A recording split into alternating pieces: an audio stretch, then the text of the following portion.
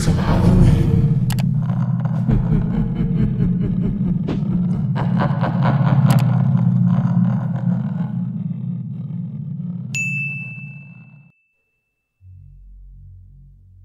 At length, after a long pause, he began to talk. "Queer thing," he added, in a hurried sort of voice, as though he wanted to say something and get it over. "Queer thing, I mean about that otter last night." I had expected something so totally different that he caught me with surprise, and I looked up sharply. "Shows how lonely this place is. Otters are awfully shy things."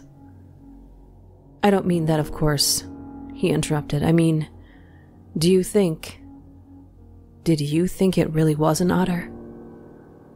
What else in the name of heaven was it? You know, I saw it before you did, and at first it seemed so much bigger than an otter. The sunset as you looked upstream magnified it or something," I replied. He looked at me absently a moment, as though his mind were busy with other thoughts. It had such extraordinary yellow eyes. He went on half to himself. "That was the sun too," I laughed, a trifle boisterously. "I suppose you'll wonder next if that fellow in the boat—" I suddenly decided not to finish the sentence. He was in the act again of listening, turning his head to the wind, and something in the expression of his face made me halt. The subject dropped, and we went on with our caulking. Apparently, he had not noticed my unfinished sentence. 5 minutes later, however, he looked at me across the canoe, the smoking pitch in his hand, his face exceedingly grave. "I did rather wonder, if you want to know," he said slowly, "what that thing in the boat was. I remember thinking at the time it was not a man. The whole business seemed to rise quite suddenly out of the water." I laughed again boisterously in his face, but this time there was impatience, and a strain of anger too, in my feeling. "Look here now," I cried. "This place is quite queer enough without going out of our way to imagine things. That boat was an ordinary boat, and the man in it was an ordinary man, and they were both going downstream as fast as they could lick. And that otter was an otter. So don't let's play the fool about it." He looked steadily at me, with the same grave expression. He was not in the least annoyed. I took courage from his silence. "And for heaven's sake," I went on, "don't keep pretending you hear things, because it only gives me the jumps, and there's nothing to hear but the river and this cursed old thunder and wind." "You fool," he answered in a low, shocked voice. "You utter fool. That's just the way all victims talk. As if you didn't understand just as well as I do." He sneered with a scorn in his voice, and a sort of resignation. "The best thing you can do is to keep quiet, and try to hold your mind as firm as possible. This feeble attempt at self-deception only makes the truth harder when you're forced to meet it." My little effort was over, and I found nothing more to say, for I knew quite well his words were true, and that I was the fool, not he. Up to a certain stage in the adventure, he kept ahead of me easily, and I think I felt annoyed to be out of it, to be thus proved less psychic, less sensitive than himself to these extraordinary happenings, and half ignorant all the time of what was going on under my very nose. He knew from the very beginning, apparently. But at the moment I wholly missed the point of his words about the necessity of there being a victim, and that we ourselves were destined to satisfy the want. I dropped all pretense thenceforward. But thenceforward likewise my fear increased steadily to the climax. "But you are quite right about one thing," he added, before the subject passed. "And that is, that we're wiser not to talk about it, or even to think about it, because what one thinks finds expression in words, and what one says happens. That afternoon, while the canoe dried and hardened, we spent trying to fish, testing the leak, collecting wood, and watching the enormous flood of rising water. Masses of driftwood swept near our shores, and we fished for them with long willow branches. The island grew perceptibly smaller as the banks were torn away with great gulps and splashes. The weather kept brilliantly fine till about 4 o'clock, and then, for the first time in 3 days, the wind showed signs of abating. Clouds began to gather in the southwest, spreading thence slowly over the sky. This lessening of the wind came as a great relief, for the incessant roaring, banging, and thundering had irritated our nerves. Yet the silence that came about 5 o'clock with its sudden cessation was in a manner quite as oppressive. The booming of the river had everything in its own way then. It filled the air with deep murmurs, more musical than the wind noises, but infinitely more monotonous.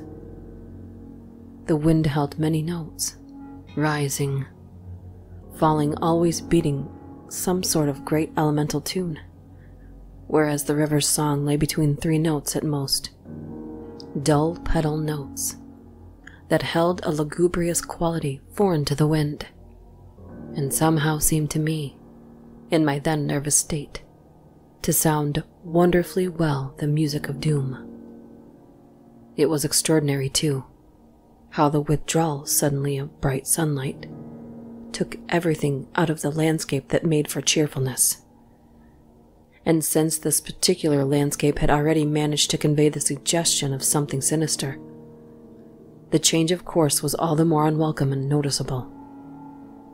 For me, I know, the darkening outlook became distinctly more alarming, and I found myself more than once calculating how soon after the sunset the full moon would get up in the east, and whether the gathering clouds would greatly interfere with her lighting of the little island. With this general hush of the wind, though it still indulged in occasional brief gusts, the river seemed to me to grow blacker, the willows to stand more densely together. The latter, too, kept up a sort of independent movement of their own, rustling among themselves when no wind stirred, and shaking oddly from the roots upwards. When common objects in this way become charged with the suggestion of horror, they stimulate the imagination far more than things of unusual appearance. And these bushes, crowding huddled about us, assumed for me in the darkness a bizarre grotesquerie of appearance that lent to them somehow the aspect of purposeful and living creatures. Their very ordinariness, I felt, masked what was malignant and hostile to us. The forces of the region drew nearer with the coming of the night. They were focusing upon our island, and more particularly upon ourselves. For thus, somehow, in the terms of the imagination, did my really indescribable sensations in this extraordinary place present themselves. I had slept a good deal in the early afternoon, and had thus recovered somewhat from the exhaustion of a disturbed night. But this only served apparently to render me more susceptible than before to the obsessing spell of the haunting. I fought against it, laughing at my feelings as absurd and childish, with very obvious psychological explanations. Yet, in spite of every effort, they gained in strength upon me, so that I dreaded the night as a lost child in a forest must dread the approach of darkness. The canoe we had carefully covered with a waterproof sheet during the day, and the one remaining paddle had been securely tied by the Swede to the base of a tree, lest the wind should rob us of that too. From 5 o'clock onwards I busied myself with the stew pot and preparations for dinner. it being my turn to cook that night. We had potatoes, onions, bits of bacon fat to add flavor, and a general thick residue from the former stews at the bottom of the pot. With black bread broken up into it, the result was most excellent. And it was followed by a stew of plums with sugar and a brew of strong tea and dried milk. A good pile of wood lay close at hand, and the absence of wind made my duties easy. My companion sat lazily watching me, dividing his attentions between cleaning his pipe and giving useless advice, an admitted privilege of the off-duty man. He had been very quiet all the afternoon, engaged in recalking the canoe, strengthening the tent ropes, and fishing for driftwood while I slept. No more talk about undesirable things had passed between us, and I think his only remarks had to do with the gradual destruction of the island, which he declared was not fully a third smaller than when we had first landed. The pot had just begun to bubble when I heard his voice calling up to me from the bank, where he had wandered away without noticing. I ran up. "Come and listen," he said. "See what you make of it." He held his hand cupwise to his ear, as so often before. "Now, do you hear anything?" he asked, watching me curiously. We stood there listening attentively together. At first, I only heard the deep note of the water and the hissings rising from the turbulent surface. The willows for once were motionless and silent. Then a sound began to reach my ears faintly. A peculiar sound, something like the humming of a distant gong. It seemed to come across to us in the darkness from the waste of the swamps and willows opposite. It was repeated at regular intervals, but it was certainly neither the sound of a bell nor the hooting of a distant steamer. I can liken it to nothing so much as the sound of an immense gong, suspended far up in the sky, repeating incessantly its muffled metallic note, soft and musical, as it was repeatedly struck. My heart quickened as I listened. "I've heard it all day," said my companion. "While you slept this afternoon, it came all around the island. I hunted it down, but could never get near enough to see, to localize it correctly. Sometimes it was overhead, and sometimes it seemed underwater. Once or twice, too, I could have sworn it was not outside at all, but within myself. You know, the way a sound in the fourth dimension is supposed to come." I was too much puzzled to pay much attention to his words. I listened carefully, striving to associate it with any known familiar sound I could think of, but without success. It changed in the direction, too, coming nearer, and then sinking utterly away into remote distance. I cannot say that it was ominous in quality, because to me it seemed distinctly musical. Yet I must admit, it set going a distressing feeling that made me wish I had never heard it. "The wind blowing in those sand funnels," I said, determined to find an explanation. "Or the bushes, rubbing together after the storm, perhaps?" "It comes off the whole swamp," my friend answered. "It comes from everywhere at once." He ignored my explanations. "It comes from the willow bushes somehow." "But now the wind has dropped," I objected. "The willows can hardly make a noise by themselves, can they?" His answer frightened me. First, because I had dreaded it, and secondly, because I knew intuitively it to be true. "It is because the wind has dropped we now hear it. It was drowned before. It is the cry, I believe, of the—" I dashed back to my fire, warned by the sound of bubbling that the stew was in danger, but determined at the same time to escape further conversation. I was resolute, if possible, to avoid the exchanging of views. I dreaded, too, that he would begin about the gods, or the elemental forces, or something else disquieting, and I wanted to keep myself well in hand for what might happen later. There was another night to be faced before we escaped this distressing place, and there was no knowing yet what it might bring forth. "Come and cut up bread for the pot," I called to him, vigorously stirring the appetizing mixture. That stew pot held sanity for us both, and the thought made me laugh. He came over slowly and took the provision sack from the tree, fumbling in its mysterious depths, and then emptying the entire contents upon the ground sheet at his feet. "Hurry up," I cried, "it's boiling."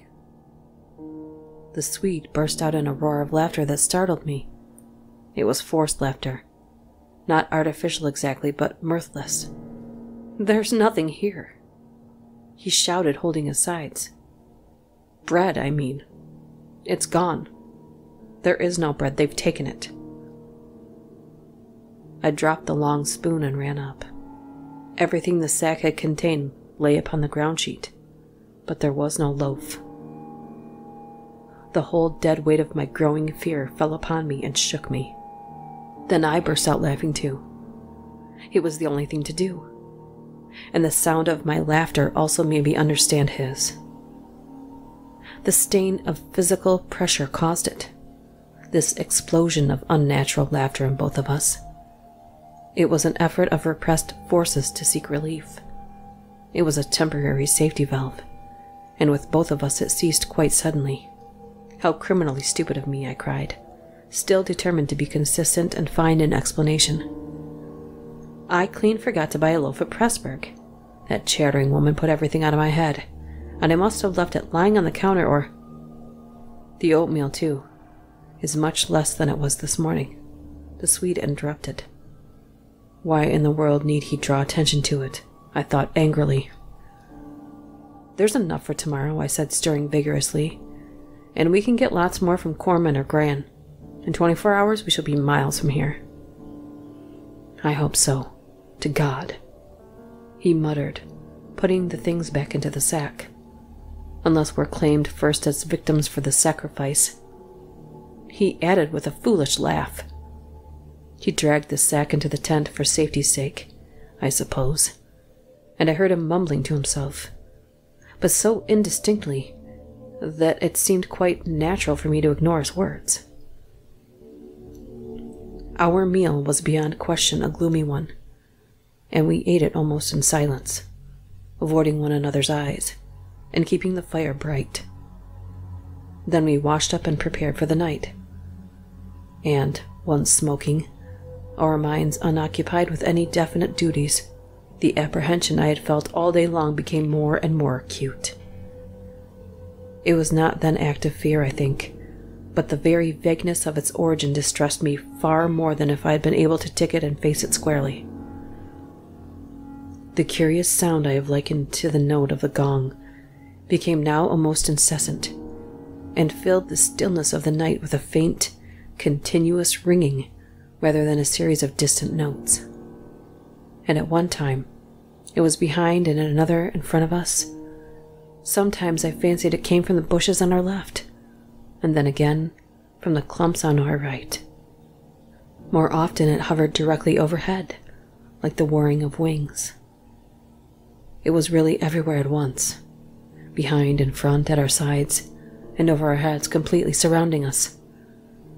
The sound really defies description, but nothing within my knowledge is like that ceaseless, muffled humming rising off the deserted world of swamps and willows.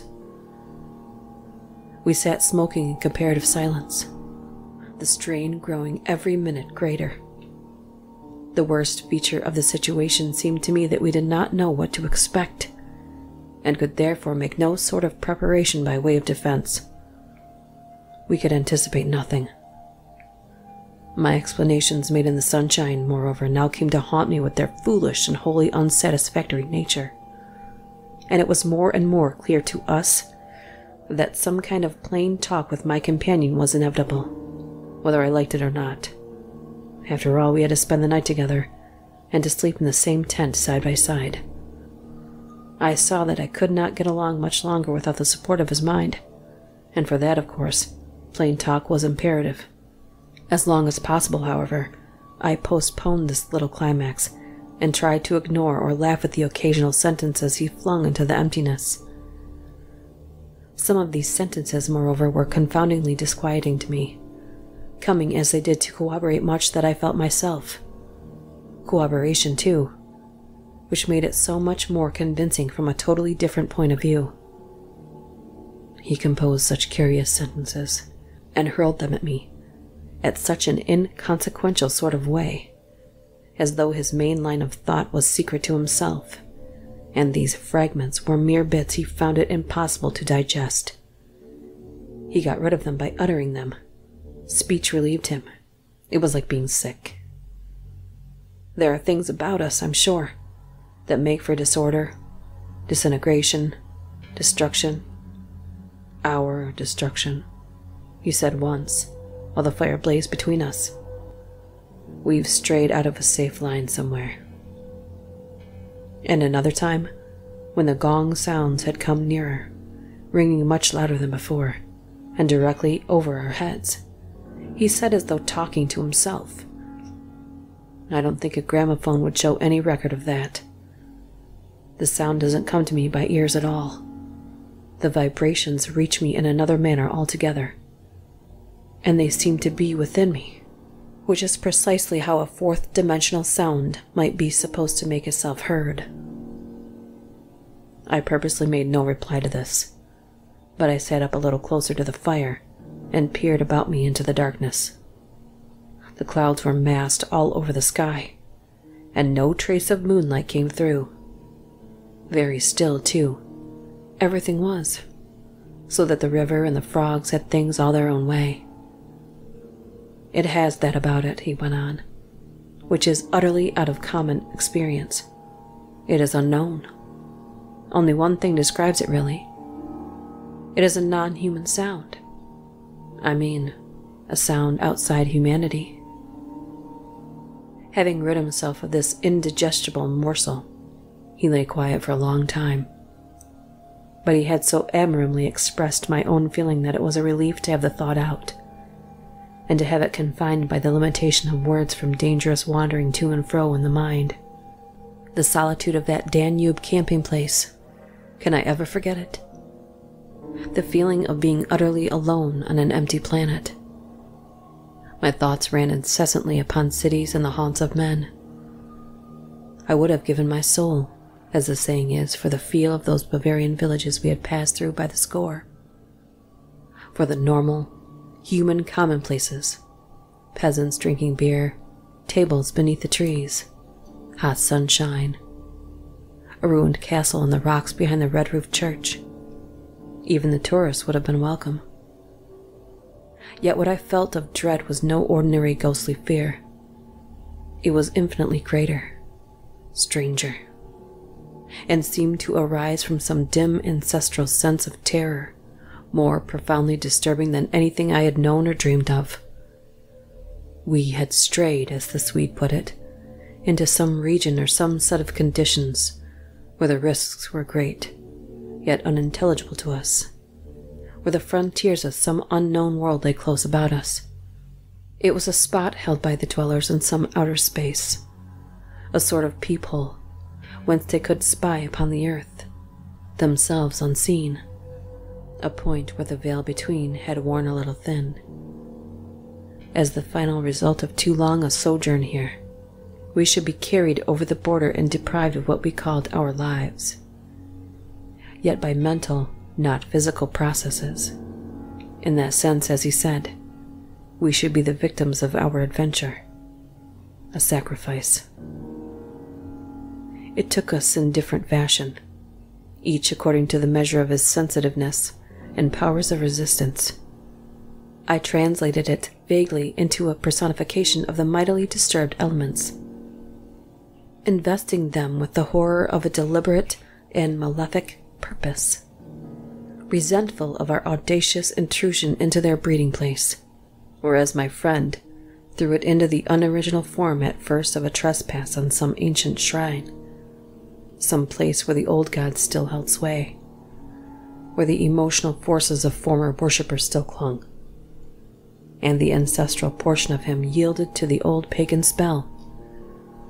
At any rate, here was a place unpolluted by men, kept clean by the winds from coarsening human influences, a place where spiritual agencies were within reach and aggressive. Never, before or since, have I been so attacked by indescribable suggestions of a beyond region, of another scheme of life, another revolution not parallel to the human, and in the end our minds would succumb under the weight of an awful spell, and we should be drawn across the frontier into their world. Small things testified to the amazing influence of the place, and now in the silence round the fire they allowed themselves to be noted by the mind. The very atmosphere had proved itself a magnifying medium to distort every indication. The otter rolling in the current, the hurrying boatmen making signs, the shifting willows. One and all had been robbed of its natural character, and revealed in something of its other aspect, as it existed across the border to that other region. And this changed aspect, I felt, was now not merely to me, but to the race. The whole experience whose verge we touched was unknown to humanity at all. It was a new order of experience, and in the true sense of the word unearthly. It's the deliberate, calculating purpose that reduces one's courage to zero. The Swede said suddenly, as if he had been actually following my thoughts. Otherwise, imagination might count for much, but the paddle, the canoe, the lessening food. Haven't I explained all that once? I interrupted viciously. You have, he answered dryly. You have indeed. He made other remarks too, as usual, about what he called the plain determination to prove a victim. But having now arranged my thoughts better, I recognized that this was simply the cry of his frightened soul against the knowledge that he was being attacked in a vital part, and that he would somehow be taken or destroyed. The situation called for a courage and calmness of reasoning that neither of us could compass, and I have never before been so clearly conscious of two persons in me. The one that explained everything, and the other that laughed at such foolish explanations, yet was horribly afraid. Meanwhile, in the pitchy night, the fire died down, and the woodpile grew small. Neither of us moved to replenish the stock, and the darkness consequently came very close to our faces. A few feet beyond the circle of firelight was inky black. Occasionally a stray puff of wind set the willows shivering about us. But apart from this, not very welcome sound, a deep and depressing silence reigned, broken only by the gurgling of the river and the humming in the air overhead. We both missed, I think, the shouting company of the winds. At length, at a moment when a stray puff prolonged itself as though the wind were about to rise again, I reached the point for me of saturation, the point where it was absolutely necessary to find relief in plain speech, or else to betray myself by some hysterical extravagance that must have been far worse in its effect upon both of us. I kicked the fire into a blaze and turned to my companion abruptly. He looked up with a start. "I can't disguise it any longer," I said. "I don't like this place, and the darkness, and the noises, and the awful feelings I get. There's something here that beats me utterly.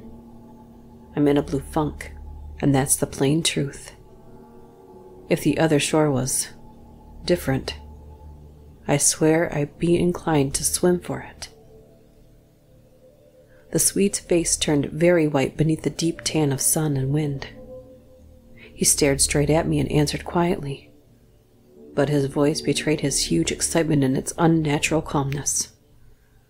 For the moment, at any rate, he was the strong man of the two. He was more phlegmatic, for one thing. "It's not a physical condition we can escape by running away," he replied in the tone of a doctor diagnosing some grave disease. "We must sit tight and wait." There are forces close here that would kill a herd of elephants in a second as easily as you or I could squash a fly. Our only chance is to keep perfectly still. Our insignificance perhaps may save us. I put a dozen questions into my expression of face, but found no words. It was precisely like listening to an accurate description of a disease whose symptoms had puzzled me. I mean that so far, although aware of our disturbing presence, they have not found us, not located us, as the Americans say, he went on. They're blundering about like men hunting for a leak of gas. The paddle and canoe and provisions prove that.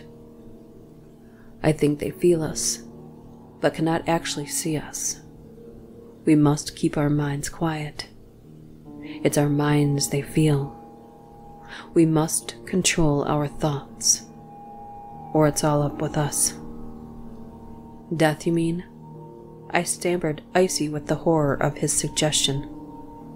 Worse by far, he said.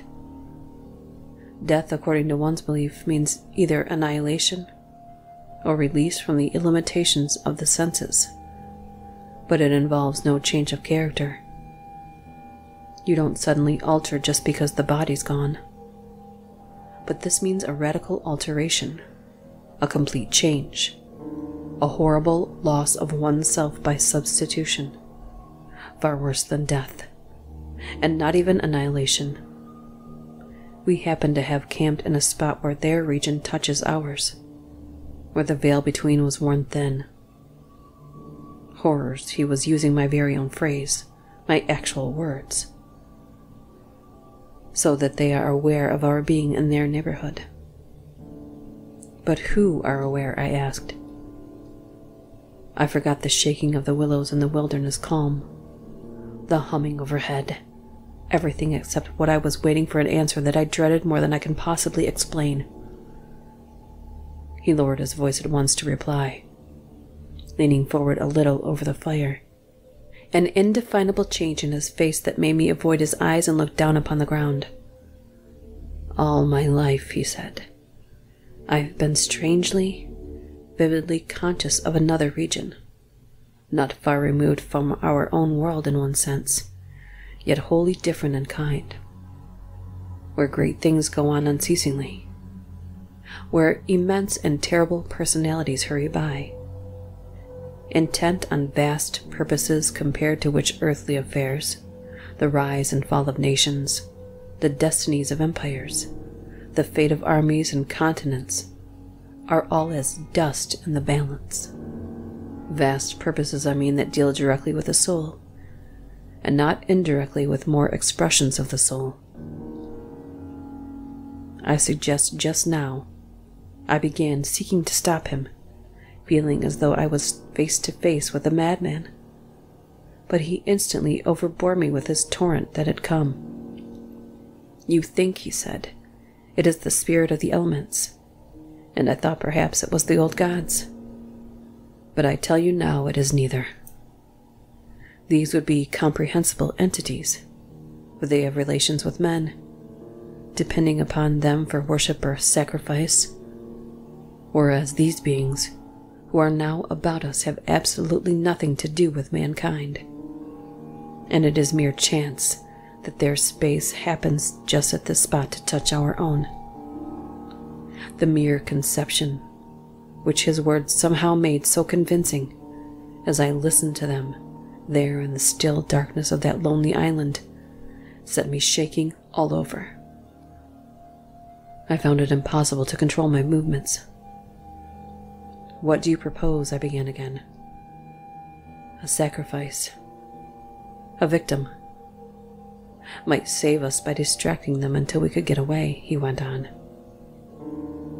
Just as the wolves stop to devour the dogs and give the sleigh another start. But I see no chance of any other victim now. I stared blankly at him. The gleam in his eye was dreadful. Presently, he continued,